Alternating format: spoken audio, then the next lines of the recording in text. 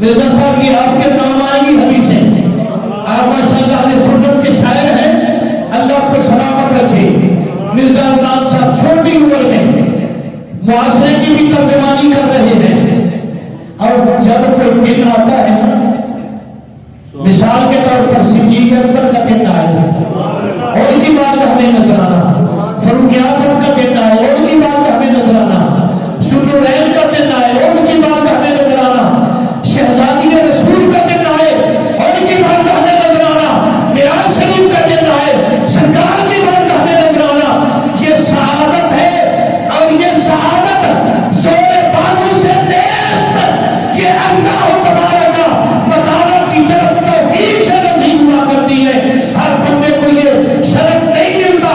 آپ مبارکباد کے مستحق ہیں. اللہ آپ کے ماں باپ کو برکتیں عطا فرمائے. یہ بہت بڑا اعزاز ہے.